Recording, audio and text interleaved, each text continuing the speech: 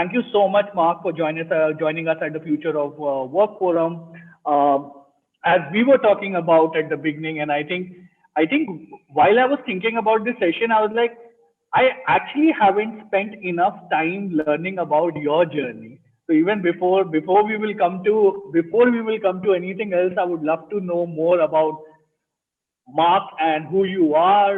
What were your motivations to start Think? What were the challenges and inspiration? I mean, just I'm going back in time, Mark. Imagine we are back in 2017, and this is for the first time we are meeting. Thank you, Sajam, and thank you for having me here. And thanks for the question. Indeed, it's always so nice to start a little bit of a journey. So, for those of you who don't know me, I'm Dutch. I grew up in the Netherlands. Grew up 10 kilometers, 20 kilometers from Amsterdam, which in any normal country means it's in the same city. In my country, though, it means it's really, really far away. Um, I was trained originally as an engineer. I studied business at some point, and I spent about a third of my career in entrepreneurship. So I built several different enterprises. I spent about a third in consulting, and I now spend about a third at Think. And to answer your question, like how did I get to Think? It was just by sheer luck. It was not planned. I had been doing a lot of work on entrepreneurship, as I said. I built several different businesses. I've been doing a lot of work on innovation, and I've been doing a lot of work on education, particularly on the sidelines of my jobs in the consultancies. I worked for Accenture and McKinsey. And in 2010, I fell ill and needed to go through a kidney transplant. Now, a kidney transplant is a quite serious operation. I was lucky. I got a new kidney from my mom. Now all is fine. But I got second life. And if you get a second life, you're bound to start reflecting on how do I want to spend that. And I think I cannot imagine having found the answer. Let's go back to McKinsey, where I was at the time, which was an amazing company. I'm really grateful for all the work I did there, the people I met there, the amazing learnings and the opportunities. And at the same time, after getting a second life, it wasn't quite the logical answer to say, let's go back to McKinsey and do more consulting projects. That didn't feel right. I didn't know what felt right. I knew that I wanted to do something big and entrepreneurial, something that would punch a hole in the universe, that would really make a difference. And then Think came on my path. So I met the two founders of Think, Bas and Menno. One of them was a former colleague of mine at McKinsey, Menno. And they asked me, don't you want to help out? And that's what I did. So I started helping out a little bit in the sidelines and pro bono. And before I knew it, in a couple of months, I had left McKinsey and I had joined Think. So it came on my path. In hindsight, it made sense. I could have never picked it out. And I love these stories of founders who engage people early on, saying, "Why don't you come and get a flavor of this kind of work?" And like, if you have some time, and how that flavor converts into sort of almost lifelong commitment career-wise. But what were the Mark, like some of the challenges coming in from? So I know that being a management consultant is a great skill, right? You can multitask. You have dealt with so many stakeholders.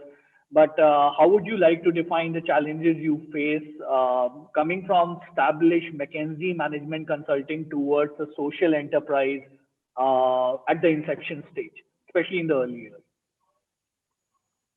Yeah, I think, in consulting, you get really, really good at making really sharp plans, doing a proper analysis of the situation, finding angles into that situation that are slightly different. I think you get really good at that and translating those insights and those learnings and those analyses into a plan that you can then execute. I think it was Mike Tyson who said, everybody's got a plan until they get punched in the face. Um, that's a little bit what you get when you go into entrepreneurship anywhere, whether it's social entrepreneurship or normal entrepreneurship, or when you just run a business, right? So the advantage of being a management consultant is you don't have to execute on the plan. Reality is always a little bit tougher. I think I I learned a lot, I think, about truly co-creating, about working with much more diverse stakeholders.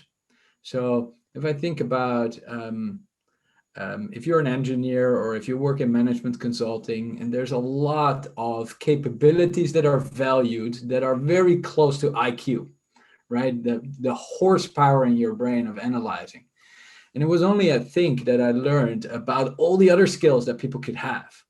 People who might not be as good on IQ as I was, but were amazing at other things, at gathering people, at harnessing energy, at coming up with creative ideas. So it almost felt like blinders were taken off, and I saw this whole new world of skills and abilities and talents of people that I got to recognize. It took me a bit of time. I think the other thing is truly collaborating with people to create something together. We call it co-creation, but it almost feels like a flat term.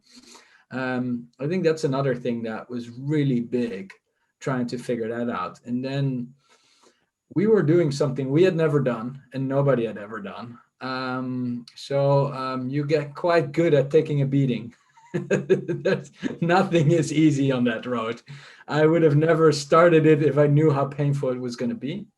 But I wouldn't trade it for the world. Good to hear that. I think that's a lesson in entrepreneurship. And that's why most of the entrepreneurs also struggle to end up like going back to the job if they have to. And especially in the present circumstances, a lot of that is happening in the COVID world, unfortunately for certain industries. But Mark, touching upon, you did talk about that, how as an engineer, how as a management consultant, there were these tangible skills, and think actually taught a lot about the other creative skills, which are equally important, of bringing people together, motivating people. I still remember those lessons on identifying the wave, riding the wave, and all the other creative approaches of doing that. Why don't you actually just tell us more about Think now before I jump on to my next question to you? Like, what is Think? So for an audience which is listening to us on different social media platforms, and to the audience on this Zoom call, can you tell us more about Think, like in detail? Yeah, thank you for the opportunity. So it's interesting to go back to how Think got started. We asked ourselves a couple of questions. The first question was, if we look at all these big problems that we face in the world, back then, this was 2011, so the Sustainable Development Goals didn't exist.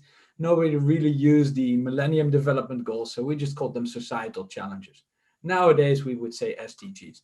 If we look at all these problems in the world, what's the kind of leadership we need? That was one question we asked ourselves. And when we started diving into that, we said, well, we probably don't need more MBAs filling up Porter 5 Forces frameworks. And I am an MBA, so maybe I can make a joke about it. But we probably need different leaders, and we dubbed these creative leaders. We said we need leaders who can come up with creative, bold, inspiring plans and visions. We need to create leaders that can navigate towards those futures in a very agile and loose way, because the road will never be linear. And we need to have leaders that in that context are able to take people along and truly lead. So we dubbed that creative leadership, and therefore Think School of Creative Leadership, right?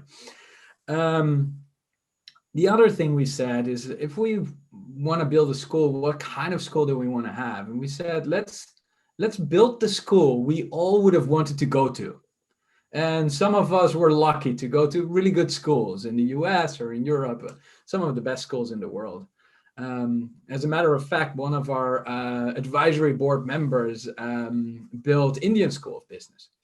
or was involved in that, Ruben Abraham. Um, so we were lucky to have seen a couple of good schools, but we said we want to build a school that we ourselves would love to attend, but then not get in. That was the bar that we set. So really a school that was different. We built a school. We said we don't like case studies, we don't like books, we don't like exams, and we don't like lectures. Case studies are not real life. Books are too long to read. Exams only test things in hindsight. It's not that helpful. And lectures are too long and too boring. And we know that people's attention span doesn't last. So let's build a school where we don't have any of that, where we work with practitioners, work together, truly do the work on a real topic, not a case study. So if it's your business, then we take your business and help you improve that. If it's your leadership challenge, whatever that may be, then we take that challenge and we go work with it. So it's almost like a laboratory in which we play together. And hopefully our participants come out better. It's more for you to judge, Satyam. You went through our program. But that's the intent, is to really make a school of practitioners who want to change the world for the better. Sometimes I call them edge dwellers. People who are dwelling on the edge of what's possible, what's new, and what's needed in the world.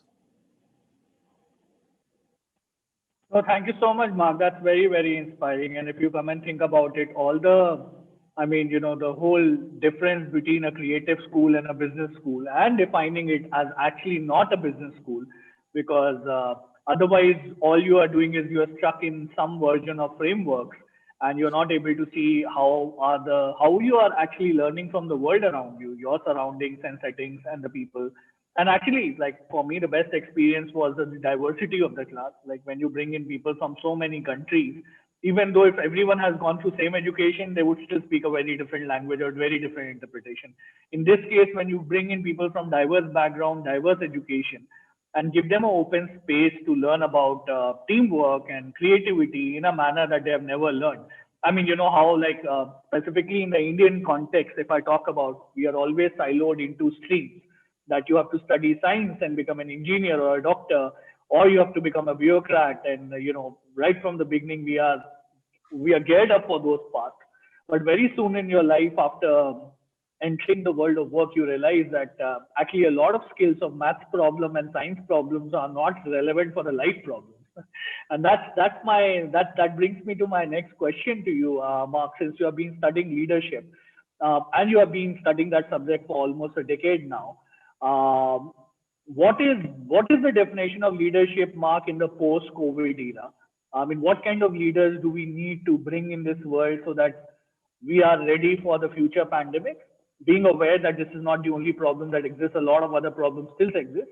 So, what are the core leadership skills or values you would like to define based on your understanding for the post-COVID era? Yeah, so I mean, there's 1,000 definitions of leadership. All of them are at least in part right. Nobody's smart enough to be fully wrong. Um, I think for me, leadership is not about a title. It's not about a person at the top of some kind of imagined hierarchy. It's about showing up. How do you show up? It's about the act of creating and navigating towards the new. And it's not a solo act.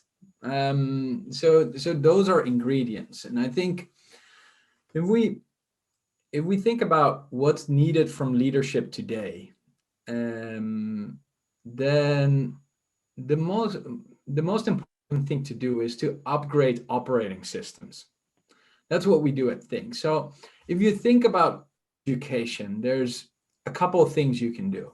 You can give people knowledge. You see, there's a bunch of books behind me, right? There's millions of books. There's millions of things on the internet that you can read. Knowledge is pretty abundant. People need knowledge. That's pretty abundant. Then you can give people a skill. like how to make sure that I put a little button on this blouse, or maybe more useful, how do I use Excel, or how do I code in Python, or how do I do negotiation? I would call those apps. So you can download data, information, books. You can install apps like the app of negotiation, or you can change your operating system. This is basically the way you look at the world. And I think that's where the most interesting elements are. Nowadays, app installs are much easier, right? You can go on Udemy right now and you can learn how to negotiate from some of the best people in the world for pretty much free, or near to free. And but those operating system upgrades, they're the hardest ones. So let me talk a little bit about what I mean with that. What we've found out in developmental psychology is that human beings evolve their operating system, the way they think, in very distinct steps. Like your iPhone is upgraded from iOS 13 to 14 to 15. So as a child, you're born into the world thinking you are the world. That means that if you take an object and remove it from the field of vision of a child and you bring it back, magically it just appears.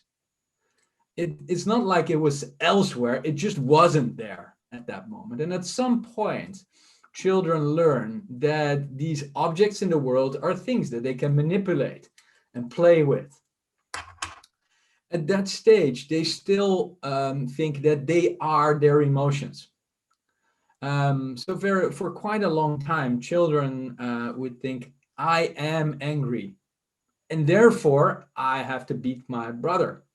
Or I am hungry, and therefore I'm gonna steal the cookie from the jar or the sandwich from my sister or whatever it is. And it takes a little bit of time for children to figure out that actually they have an urge of hunger, or they have an urge of anger, or the emotion of anger. And those become objects that they can discuss about, think about, decide about. So most people come into the world with operating system, I would call 3.0, where they're socialized and where they're able to postpone their own needs for the benefit of the tribe. I mean, there's very few times that you and I beat each other over the head. And that's because we're kind of socialized. And even if we're angry at each other, we kind of civilized, figure it out. This is a huge invention for humankind. This makes us build the things we build, create the things we do, create societies. This is big. It's hard to overstate how important this is. And now 25% or 75% of all adults are in this space, are in that socialized or operating system 3.0. It's but that means there's 75 or 25%, apologies, I'm getting my percentages wrong. There's 25% of people who manage to upgrade themselves out of that, who have an operating system 4.0 or 5.0. So because the downside at that socialized level, at level 3.0, is that people, while they're able to postpone their own needs for the benefit of the tribe, they look at the tribe all the time. They're constantly looking around, thinking, am I doing the right thing? Is this what I'm supposed to be doing? What are the mission, vision, values of the tribe? Whether that's my organization, my family, my town, my community membership, my church, my religion, whatever. Which means that they're living and breathing those values. But they don't really see them. They're almost internalized. They're subject again, not objects. Some people, though, grow out of that. They grow out and say, hey, that is just one set of values. And I can decide about that. I can decide whether I want to take those or not, or I can chart my own course. This is where the effective change makers step up, right? People that say, I know that this is how it's supposed to be done, but I think it can be done better. They chart their own course. These are the people that, against all odds, when everybody says you shouldn't be doing that, They're still going ahead and making change happen, sometimes at peril for themselves or the people around them. We can see some of the aggressive entrepreneurs like Steve Jobs was maybe part of that group, making change very aggressively, not always in a nice way, but really making huge impact. These people are twice as effective at 4.0 than the people at 3.0. And then there's a small group, it's only 5% of people, they upgrade themselves to 5.0. This is where the downside of those people at 4.0 is that there's that mission they're on is so deeply anchored in them that, again, it's subject. They can't really see it. And they can't really understand. It's very hard for them to understand that other people are against them. Some people, though, are able to let that go a little bit. They don't just see that the world consists of black and white and maybe gray, but they truly understand that black only exists because white exists and the other way around. These are people that can create change in a strong but soft way, in a kind way. They truly understand that some people are not ready for something, and they have compassion for that. I could see maybe Mandala being somebody like that, but also maybe Satyam at Microsoft, or Jacinda Ardern in New Zealand. It's hard to see from the outside who's what. That's why I'm saying I think. But I think improving your operating system is important. Now, why is that important? It's important because it allows you to embrace more complexity. It allows you to embrace the fact that we don't know the answers. All the way at the beginning, I said, in my consulting times, I was good at analyzing a problem and creating a plan. Unfortunately, and that ties to your post-pandemic world, right? We live in a world that is highly, highly uncertain. We sometimes call it complex. The analogy of a machine doesn't really work. If we look at the world and we assume it's a machine, like we do with most companies, a machine that consists of many different parts, if we take it apart and we understand the parts, we can understand the whole. That's the analogy for the company. We talk about inputs, outputs, efficiency, effectiveness, human resources. It's a machine analogy. But if you think about it, for most places in the world, the analogy of this machine kind of breaks down, because we don't really understand the parts. We don't understand that if we do that will happen. The analogy is more like a rainforest, where if you remove one species over here, another species over here will die. Where there's these weird feedback loops. And you truly need to embrace that in order to truly embrace that complexity and be effective in that world, you need to upgrade your operating system. So that's really what I'd argue for leaders nowadays is, you have to get some knowledge, you have to install some apps, but work on improving your operating system. I love that analogy of operating system. I was also thinking that every time Apple upgrades the operating system, the system slows down. So probably like the operating systems, if you continue running with your old system, it won't help you in dealing with the complexities of the world. Something triggered as a thought, Mark, while you were talking about it, that a lot of these great entrepreneurs examples, whether it's Steve Jobs, whether it's Mark Zuckerberg, and a lot of these tech entrepreneurs who have created incredible companies and products. And you can look at it on both positive and negative. And I think that would happen with any big company. But especially in light, and this is not so much also in the light of the pandemic. Pandemic has shown us how vulnerable we all are, how deeply connected we all are in this globalized world, how the problems that used to affect one person sitting in some remote part of some part of the world is not someone else's problem, right? Like it's everyone's problem. Now, and that's where probably social entrepreneurship comes in. Like that's where you need people who care a lot about the society, care a lot about the environment, care a lot about the future generation. But why don't we have that many social entrepreneurs? Even when we talk about the best version of entrepreneurship, somehow we miss out on the examples of social entrepreneurship. Like, how do we change this narrative? How do we actually treat someone at the same level who's fighting the climate battle? And you know where I'm going with this. At the same level as you would be treating Steve Jobs in the future. Yeah, it's a big question. And I think you're right. We have very few great role models in this space, but we're getting better. Now, don't forget that, I mean, the term social entrepreneur, when did that came about?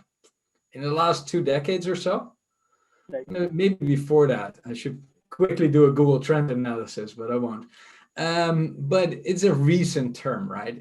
Right. When did entrepreneurship come about? That's long, Wow. Yeah. right? Right. So it's not really a fair game either. Is to say, hey, we just invented this new sport and nobody knows about it. Yeah, no shit, it's a new sport. And people haven't had time to raise to success. I think we some people, and I think I do a little bit of work at the World Economic Forum, and there we're pretty good at spotlighting social entrepreneurs who are doing great work. And we see, and sometimes it's more that we see the work than that we see the entrepreneurs behind it. But if I think about one of our participants who leads the Wikimedia Foundation, so Wikipedia effectively, that's Right. super important, that kind of work. We have, I know a lady who's doing wheelchairs for disabled kids. There's so many cool social entrepreneurs, and they're getting more in the spotlight. I think the other thing that we collectively struggle with is we understand financial success really well, right? And we also the financial function. I mean, we've done about 100 years of innovation in the finance function. 100 years ago, you would still have a little writing pad next to on the counter at the bakery, right? They would write something down. We've done 100 years of innovation with activity-based costing, with systems, with cloud systems, with with certifications that you can get in that whole field. If you think about the field of impact, again, that's very young. So we're not as great at measuring impact and understanding how important that is. So even if we talk about Steve Jobs or Bill Gates, Bill Gates has clearly done a ridiculous job on the impact side. He's not a social entrepreneur, but a philanthropist, but still the impact side, he's done a ridiculous, amazing job. We're very well able to score how well he did financially. Like you can look up on the internet how much money he made and what his net worth is, and it will be approximately right. On the impact side, it's really hard. So we still lack metrics. We still lack score sheets. Luckily, we're getting better, but it's early days. So I don't think we should be disencouraged by it. I think we're on a exponential curve here, but the first couple of moments on the exponential curve are really slow, right? It's the lily pond concept. If you have a lily pond and the lilies double every day and it's 100% full by day 40, that means that by day 39, it's half full. It also means that by day 13, you don't see anything. We got to be a little bit relaxed about how much we still see. Right. No, makes sense. I think social entrepreneur, Bill Drayton came up with the term in 1990s, 89 or 1990. So I mean, we are looking at like only 2 decades of an industry compared to entrepreneurship, which probably has been there forever, though the definition has evolved over the period of time. Also, it's constantly evolving. I mean, if we even look at the definition of entrepreneurship evolving in the last 2 decades, it's very different from how we treated someone who has been an entrepreneur in the past. No. That brings, yeah. It just makes me think that I also hope that the word social entrepreneur would be temporary. At the end of the day, it makes no sense that there's non-social entrepreneurs, right? It makes no sense that you're only striving for one metric of impact. And I think actually we're seeing a trend where more and more people are being held accountable, are trying to do their best, not just to optimize for shareholder value. Now, there's many things that are going wrong there, but I think, yeah, if we do really well in this field, we're going to take ourselves out of business, and everybody in the world will just be an entrepreneur again, or a social entrepreneur, but it will be all the same. Right. No, great point. Actually, I think, and that's where the notions also begin between industry and non-industry, right? Like profit versus non-profit. And I think if every profit also looked at social causes, there is nothing wrong in profit. I mean, everyone needs the money to do what you need to do. It's just a question of how much we define in terms of that money. And sometimes, I always think that the shareholder, meaning the company creates, also creates economic opportunities for people who are working there, for the consumer. So there is enough social good happening in every cause. But we definitely, based on our own ideology and understanding, we try to start demarcate between what is good versus what is bad. I would like to come to a question which actually is very, though I wanted to ask you more in terms of a general phenomena, but now I will make it more specific, which is we all have ideas. I mean, today morning I was having a conversation with like a large corporation in India, and they wanted to do something about water. And we had a very deep conversation that how we are in a water crisis situation, not just in India, but I think globally. And then we were questioning that if water is such an important commodity that that there are futures market being pegged at in United States right now where you can buy water, and we already have seen the value of clean water and how much people are willing to pay, then why people who come up with these great micro innovations are not able to build a movement around? Why that we have some great ideas about saving water, but sometimes it just gets restricted to us at home? So my larger question here is like all of us have ideas, but somehow those ideas never lead to action, but not to an action at the society level. So what do we need to do to convert these ideas into large scale movements and call to action with a sense of urgency? Yeah, it's difficult. It's a very difficult question. I think first off, I don't know anything about water, right? I drink it. That's about Yes. how much I know. And then I know I live in the Netherlands, so I know it's dangerous because we live beneath the water. We have a problem of too much. Right. I think the one thing that always strikes me, if I look at any startup, and I've been on plenty of startup conferences or panels to judge startups or all of these things, the thing that always strikes me is that all these ideas look great, except for the ones in the industry I really know. They all look really shit. So there's a risk of looking at ideas in other industries that you don't know too much about, and they might seem really good, but that's just because you don't know what the real complexity is. Whilst ideas are cheap and execution is the most difficult, also not all ideas are born equally. And I think it's sometimes a little bit easy, particularly if you're judging about fields like I'm doing right now about water. It's very hard to judge what's good and what's bad because you just don't know. And typically the problems are a lot harder than you originally think. Then if there are good ideas, it takes a lot of magic to get it right. Right next to eBay, there were B-Bay, C-Bay, and D-Bay. Every new startup has 1,000 other places where it gets started, and very often independent of each other. So also, if you go back to the long history, the history from before the internet and swift communication that we have now, or telephones or post, you'll see that if you study history, that innovations came up around the same time in completely distinct places that had no communication between each other. So sometimes the time is just ripe. Another way to say this is if you talk to the VCs in Silicon Valley, most of the VCs in the Valley will say that all the ideas that pass their desk made it at some point. The question is not whether they make it, whether that idea will become a reality, but when. So the opposite, the other way to look at the timing is right. The timing needs to be right. There's a lot of things that need to come together for something to be successful. Now, unfortunately, if you're an entrepreneur, you cannot affect the timing much, right? You're there, you're ready. So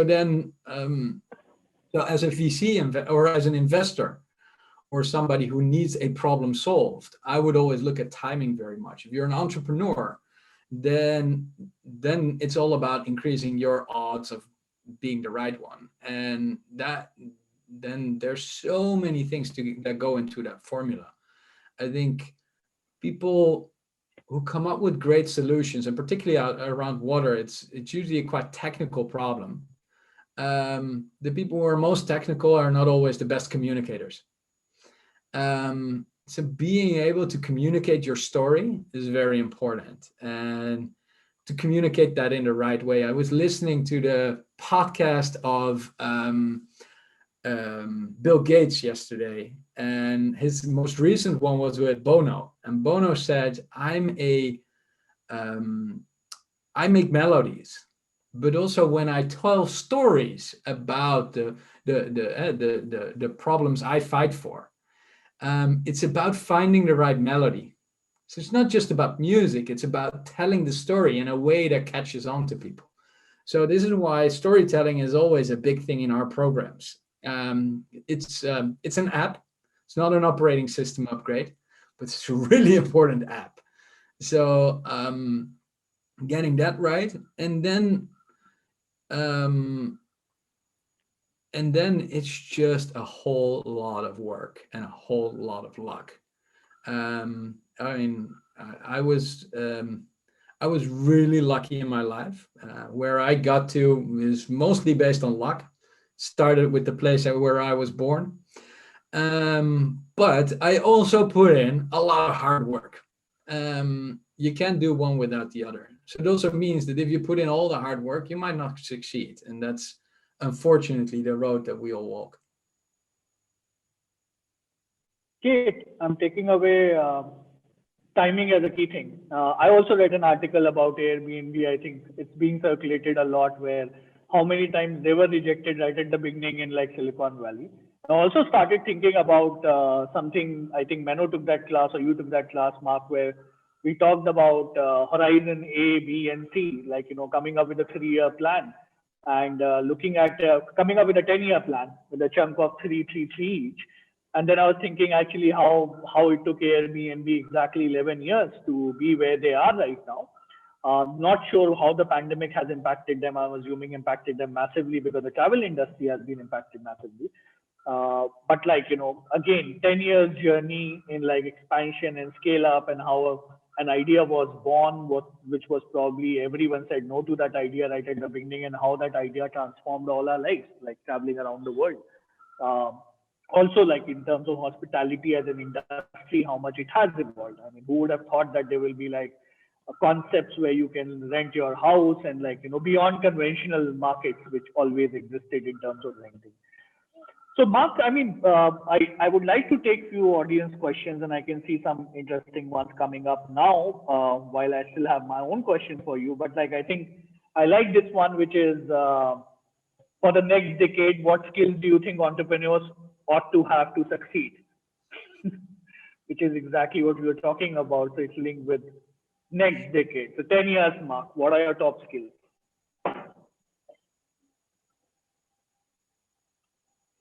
So let me pick one. And I think it would be, for me, it would be the ability to learn. And I think it's weird that there was never a class in my primary school, in my secondary school, at my university, at my MBA. There was never a class on how to learn. It was just assumed that you knew.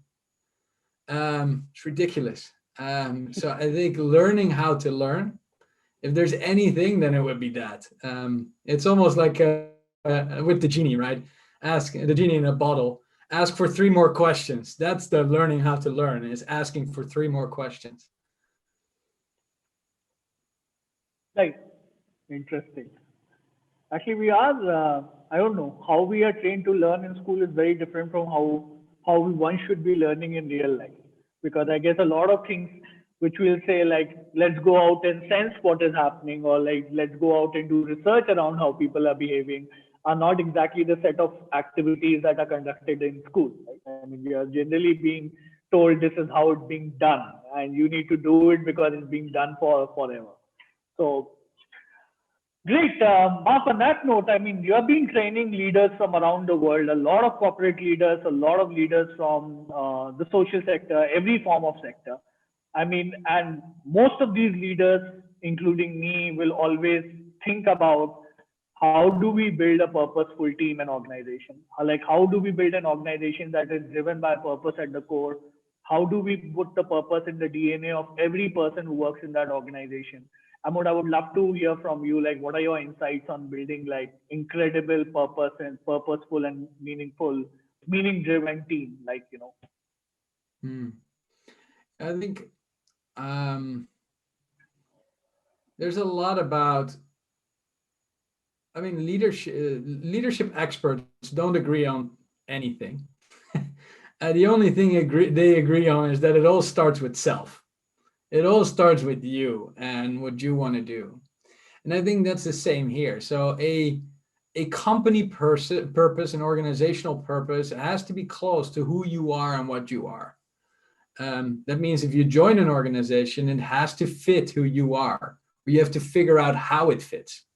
Um, or if you start an organization, you have to build something that is true to who you are. That means it all starts with knowing who you are, and that's not that evident. It's not that simple, because I cannot taste my own tongue. I cannot see my own eyes. There's a lot I can't do. So it's actually a lot of hard work to figure out what is it I truly want? What is it I truly desire? What's the thing that really makes me tick? Where do I get my energy? What do I want to change in the world? And then for many people, there's no real answer there. Um, so sometimes we overrate purpose a little bit, and we get everybody searching for a purpose, but some people just don't know what their purpose is. That's why we often talk about passion and purpose, because if you don't really know what you want to do in the world, at least do stuff that you really enjoy doing, and then probably you're on this world to do that.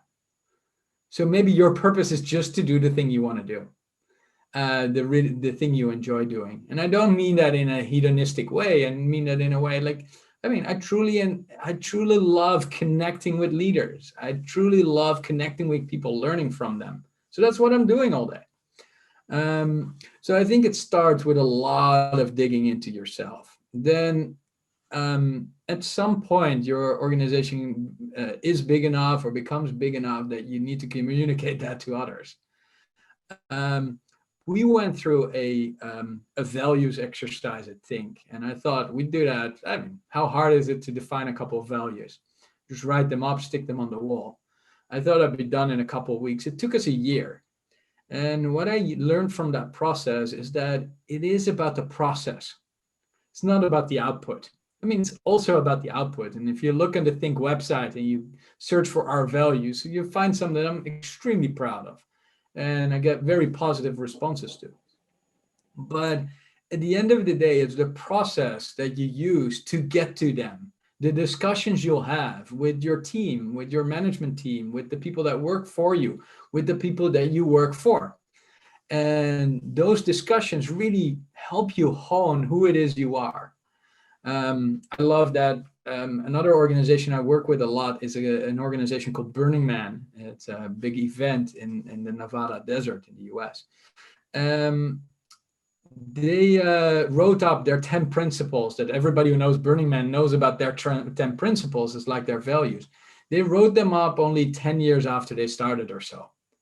And but they also said we couldn't have written them earlier.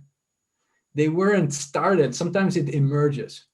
So this process of defining what it is your organizational is, what its purpose is, or its values, or the thing you wanna express there, is really important, and it takes a lot of time, and it takes not just analytical power, also creative power. So you need to have the right team to do such effort. And then I think the third thing is to get that lived within everybody. And that means you get to spend time with all the people you work with, your teams, your employees, to get them to tie their personal purpose to the company purpose. And that doesn't mean that they are exactly the same, but they need to figure out how they overlap or how they are similar. Because if they're totally unaligned, they go in different directions, then it shouldn't probably work for you. So help them link those two, and then put in place a lot of small things to make sure that you bring them back out. At McKinsey, we would take a whole day out every year with the whole firm to talk about the values. And I think for every program, at the start of every program, we get together with the faculty and we go through a bunch of questions. And one of the questions is, how will we live our values today? So you design it in that it comes back on a daily, weekly, monthly, quarterly, yearly basis. Some kind of rhythm that you draw it back out. If I look at the performance evaluation of people at THNK, we evaluate them against the values. So every year, everybody's evaluated, me as well, against the values. So yeah, figure out places to make them live, not just by sticking them on the wall. But I guess that goes without saying. No, it's very important. I mean, I love the examples of, I think what you talked about, if I'm summarizing it correctly, there will be times when you will figure it out over the period of time. It will not happen overnight. Process matters a lot more. So it's important to bring everyone in together as frequently as possible to talk about these things. Once you are able to articulate out the purpose and the values of the organization, it's also important to measure whether people are sticking to that or not. Have conversations with them.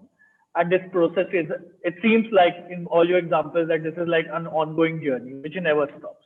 So, I mean, it's not like that the purpose which is stuck on the wall will remain that purpose forever. It might evolve over the period of time as things evolve and change. And that brings me to my next question, which is how has THNK evolved? I mean, what happened to THNK? And because, I mean, now going back in time, I remember that for me, THNK was very powerful because of the in-person experiences of, like, walking in the ocean and, like, doing everything with a team in a theater, like all the activities which were like out of this world, and we all took it for granted till the time we were in it and we realized, okay, these are complex set of activities which requires a lot of like brain muscles to be used at the same time. So how the pandemic affected things in terms of strategy, philosophy, especially the last 12 months, if you throw some light on that. Yeah, thanks for asking. It's been a tough road. So obviously, so for those of you who don't know, think until March of this year, all our programs were in person, either in Amsterdam or anywhere around the world. So we do open programs where individuals can sign up in Amsterdam, but we do them in all kinds of other places around the world. And we do companies for entire or programs for entire organizations. So we have people. I mean, I used to be on a plane every week or 2 weeks. If you would have asked me in February, March of this year, could you do any of that on a digital platform without coming together on something called Zoom? I would have said impossible. And I would have been extremely convinced, and I would have explained to you why it would be impossible. And I did. Now, we overnight lost the majority of all our revenue when the pandemic hit. Most of our programs were canceled or postponed. So we had to figure out whether we could do anything online. And we just started innovating and trying new things. And I'm extremely proud of our teams and our people who've done a ridiculous job in basically redesigning every single program we had. Whether it was mid-program, because some programs were just in progress, right? Or new programs coming up. So we did a lot of work on that, and we were extremely successful. If I now compare the Think experience to any other business school, we're really outperforming in the digital space easily. And then I'm comparing to the top business schools in the world. The reason we did so well was because we asked two questions that most people don't ask themselves. So the first question was, instead of complaining about what was not possible in the digital space, we asked ourselves, what would be uniquely possible in the digital space? What all of a sudden becomes possible now that we move to digital? So for example, you can have much bigger groups if you want.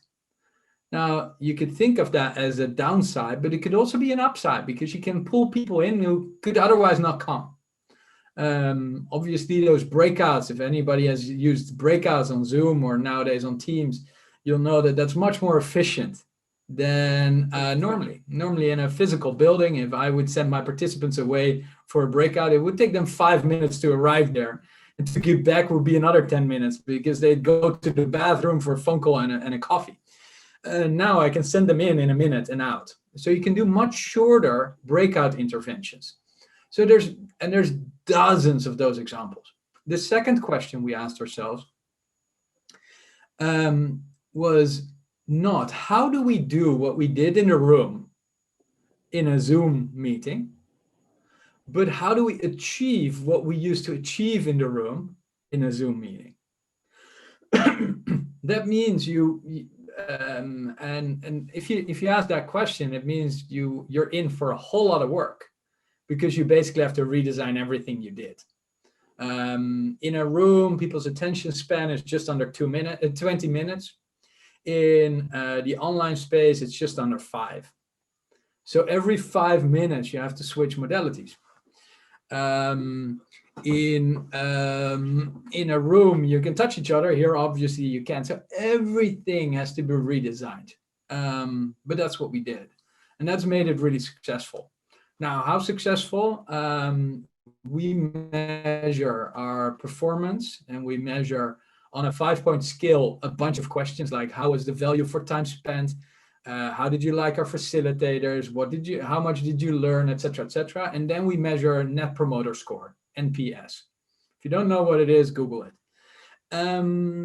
It's basically how big is the chance that you would talk about our program to other people? Would you promote us?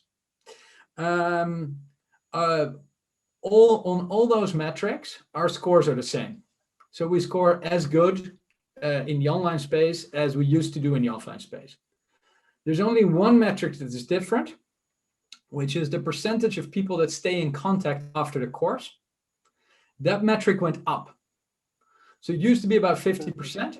That metric went up. We don't exactly know by how much, probably by 10, 15 percentage points or so, which is very interesting. So people who meet for the first time on digital, even if they meet physically afterwards, the chances of them staying in contact are higher.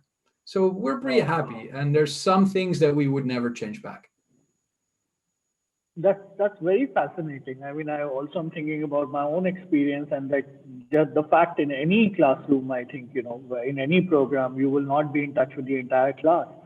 But probably with digital and the fact that you can get in touch with people, and also pandemic in a very weird manner, Mark, like I've been in touch with a lot of my Think classmates a lot more in this era than I was like a year before, because I guess we all were running around doing things, traveling in person. And certainly when you are at home, you have a lot more opportunity to connect with people in different time zones, in different parts of the world. Also, you would like to know how people are experiencing the same problem in like a completely different context. So I'm glad to hear that, like, how the online program has taken off, and particularly the way the metrics are being measured of like people communicating and being with each other. Um, I heard you talking about one learning already, that if someone would have come to you, you would have said it's not possible to convert this in-person program into a virtual program. But what else has been your some of the key learnings during this time, from the perspective of think, or even for you as an individual, Mark, like some of the key lessons from 2020? Well, I think we love this tool called reframing. Right, And it's a simple four-step process to allow you to look at a problem from a different angle. We right, all recognize this, right? People who innovate, if we see an innovation, we notice that somebody looked at a problem from a different angle. We see a mobile phone and we think, oh, we used to think that that was screwed to a wall. We see a car driving itself and we're like, oh, we used to do that. Somebody looked at a problem that all of us seen, right? All of us seen phones before, all of us seen cars before, but some people look at it from a different angle. So we have a process and we call that reframing. If you want to know about it, just Google it, think and reframing, and you'll find it. There's plenty of articles and books and everything on it. The reframe we made was from we have to do this online to we have to be in the same physical room to we have to be in the same virtual room. That's a big reframe for me, as I said. But when we did that reframe, or after we done it and we successfully did it, I was like, it's not that difficult to reframe from we have to be in the same virtual room to we don't have to be there at all. That's all of a sudden wasn't that big of a reframe anymore. And indeed, we've been designing all sorts of interventions that now people do by themselves, and we're not even there. We send them a box with things and assignments, and they go off with their team, which is really, really cool. So I think it reiterated for me the strength of just going out of the box and looking at the same problem again and again and again, trying to find a different angle. It reinforced also that you can stretch your thinking quite a bit more. I think what I've been fascinated by, another insight during this period, is that one of the big business school things was always focus, focus, focus, right? As a company, focus on the thing you're good at. And what we've seen in the pandemic is people swerving outside their typical lanes, right? People going into different industries, trying new stuff, restaurants becoming home delivery things. What is it? Companies producing different things, car companies creating vent and breathalyzers, all these kind of things. And it turns out that brought a lot of creativity. So I think also there, again, going out of the box was really, really big. I think the final thing that was interesting, or a third thing, there's so many things that were interesting about this period, but the third thing that was very interesting was looking at skills and mindsets of individuals and seeing that when we moved online, all of a sudden everything changed there again. We're seeing different type of people stepping up in their leadership. It's a lot more power to the introverts, which is cool, who typically in physical spaces don't always get enough air or air time. And we don't always design for them. They get a lot more power now with asynchronous work. All of a sudden, the skill of writing really succinct and concise becomes much more important than it ever was. Normally in a room, you can just keep on talking like I'm doing here. But if you're writing, you need to be really succinct. So I think that's a really cool skill that all of a sudden some people turn out to have, others don't. And during a crisis situation, you see different kind of leaders step up. Some people that you could always trust all of a sudden break down and are like a deer at the headlights, don't get anything done. And other people who you were never sure about, all of a sudden step up and take charge and go at it. So I think it's been a very interesting time for different, it's been tremendous in terms of the opportunity that it gave certain people. Obviously, not discounting the fact that it's hurt many, many more. I guess you've also answered one of the audience question with that, which was most important emerging 21st century skills.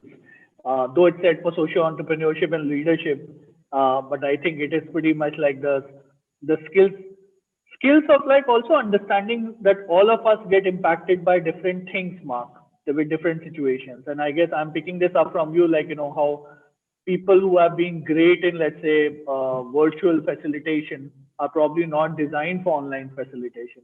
Introverts who would not be very comfortable in a conference are probably very comfortable in a virtual platform to voice their opinion. Yeah. So I think like this pandemic has taught us a lot in terms of like how we need to constantly learn new things and reinvent ourselves. And with that, I would like to thank you, Mark, for for being with us today, for inspiring us, for talking a lot about like how we can inspire team, build institutions, how Think went through its own journey of reinvention, not when it just started, but now in 2020, and how you continue to inspire leaders around the world to make a big societal change, big societal difference.